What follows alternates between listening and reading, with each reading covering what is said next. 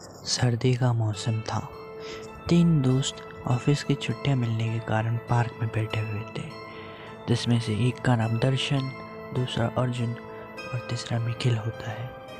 वे तीनों छुट्टियों में घर पे बोर होना नहीं चाह रहे थे, इसलिए वह सोच रहे थे कि कहीं बाहर घूमने जाया जाए, पर वह कुछ डिसाइड नहीं कर पा रहे थे।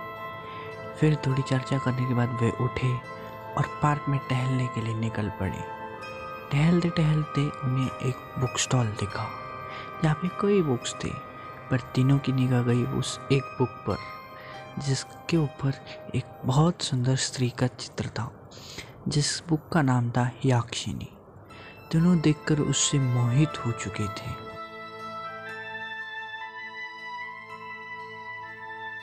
दर्शन उस बुक को उस स्टॉल से खरीद लेता है और फिर वही उसे पढ़ने बैठ जाता है। उस पर अर्जुन कहता है कि दर्शन यहाँ पे कहाँ बैठा है, चल अपने घर चलते हैं। तो वो दर्शन कहता है कि नहीं, मैं यही बैठूँगा, मुझे बुक पढ़नी है। फिर निखिल बोलता है चल छोड़ ना अर्जुन, उसे यहीं पे बैठने दे और पढ़ने दे बुक। ऐसा कहने के बाद अर्जुन और निखिल वहाँ से चले जाते हैं। अगली सुबह अचानक दर्शन सुबह सुबह जल्दी ही अर्जुन के घर चला जाता है और वहाँ से उसे जगह के कहता है कि बहुत इम्पोर्टेंट बात है, तू जल्दी से निखिल को भी बुला ले। फिर अर्जुन पूछता है अरे बात क्या हुई पर फिर वो कहता है कि तू बुला तो सही निखिल को। फिर निखिल को कॉल करता है अर्जुन और बुलाता है। थोड़ी देर बाद जब निखिल आता है तो दर्शन अपनी बात शुरू करता है।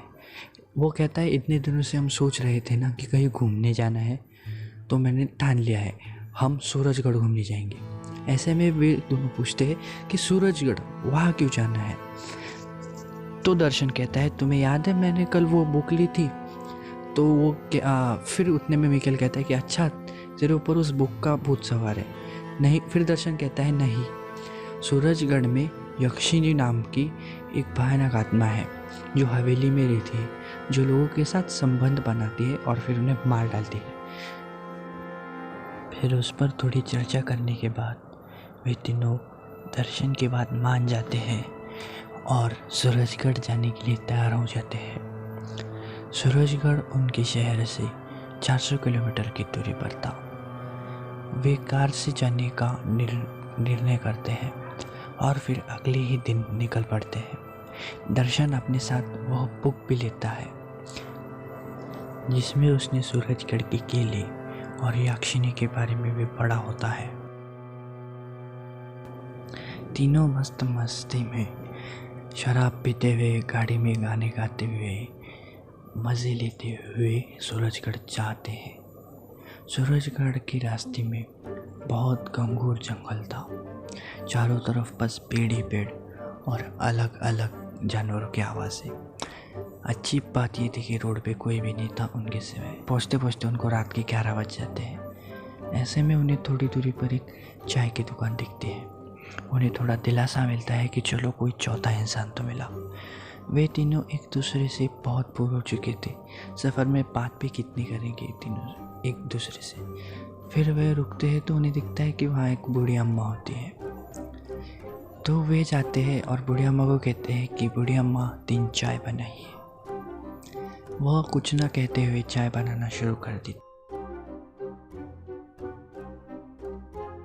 अर्जुन सोचता है कि ऐसे घने जंगल में आसपास कोई घर ना होते हुए, कोई इंसान ना होते हुए, यह बूढ़ी अम्मा यहाँ पे आती ही कैसे है। तभी उतने में वो अम्मा चाय लेके उन तीनों के सामने आ जाती है और उन्हें चाय देती है। तीनों चाय का आस्वाद लेते हैं। चाय पीते पीते तभी बूढ़ी अम्मा उन्हें पूछती है कि तुम जा कहाँ रहे हो। वही कहते हैं कि वे सूरजगढ़ जा रहे हैं। वह हड़बड़ा जाती है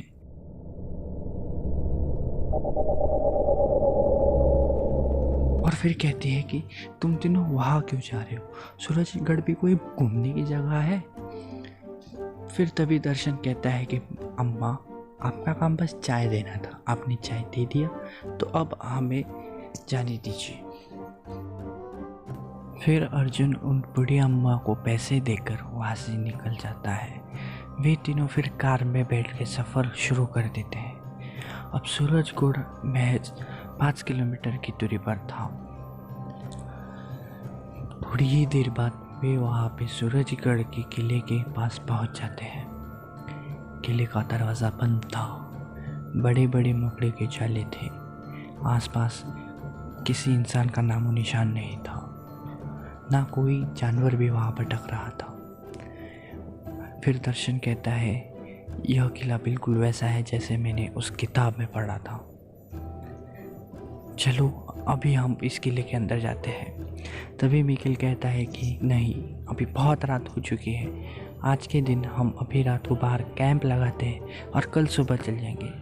पर दर्शन मानता नहीं है। फिर मिखिल और अर्जुन दोनों मिलके उसको मनाते हैं और फिर आखिर में दर्शन मान जाता है। फिर वे तीनों कैंप लगाना शुरू कर देते हैं। कैंप के बाजू में आग जला के वे तीनों जब बैठते हैं तब बातें करते करते मिखिल अर्जुन से पूछता है कि तुम्हें क्या लगता है अर्जुन, क्या होगा इस किले के अंदर? यह कितने दिनों से बंद पड़ा है। फिर अर्जुन कहता है, मुझे भी नहीं पता। वैसे भूत प्रेतों में मेरा भी विश्वास नहीं है, पर कौन जाने क्या होगा इस किले के अंदर। फिर तभी पीछे से दर्शन कहता है कि अंदर क्या है? अंदर यक्षिनी है। फिर से मिखिल उसे चुप करा देता है।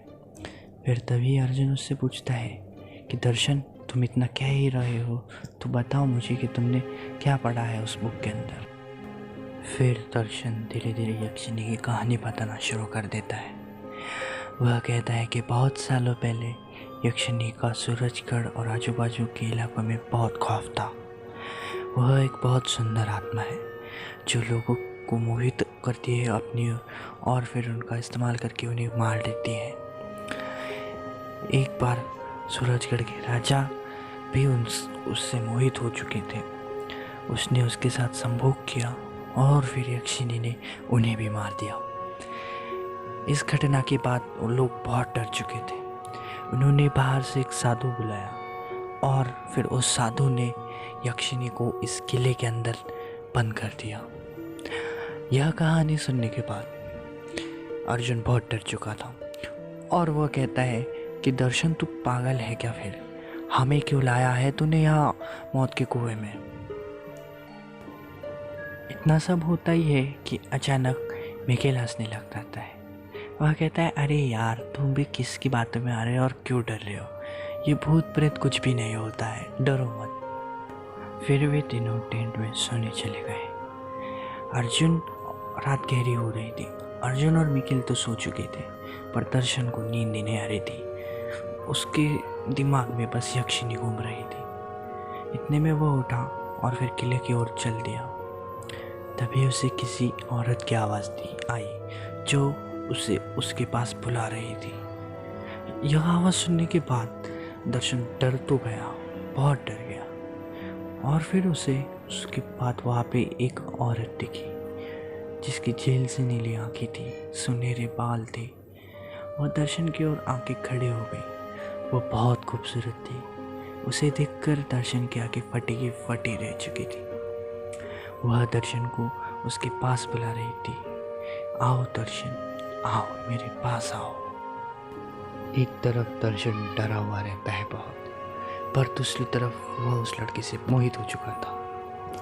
तभी वहाँ अर्जुन की नींद खुलती है और वो देखता है कि दर्शन उसके बाजू में नहीं है। फिर वो मिखिल को उठाता है, मिखिल मिखिल, यहाँ पे दर्शन नहीं है। फिर मिखिल और अर्जुन दोनों मिलकर दर्शन को ढूंढने लगते हैं और फिर वो देखते हैं कि दर्शन उस लड़की के पीछे चल रहा है।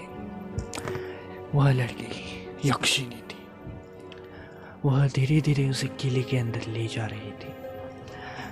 अर्जुन और मिखिल उसको उसके पीछे जाते हुए देखते हैं और उसे आवाज़ देते हैं कि दर्शन, मत जाओ उसके पीछे, वो तुम्हें मार देगी, मत जाओ उसके लिए, वो तुम्हारे लिए खतरनाक है।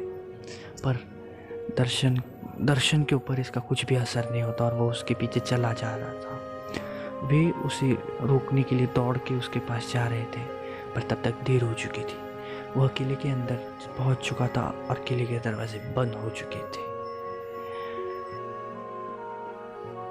दोस्तों, क्या विजय बाहर निकल पाएगा या यक्षिणी उसे मार देगी? जानने के लिए देखिए इस कहानी का दूसरा भाग। ऐसे ही और कहानी के लिए दोस्तों हमारे चैनल को सब्सक्राइब करना ना भूलें और वीडियो को लाइक ज़रूर कीजिएगा।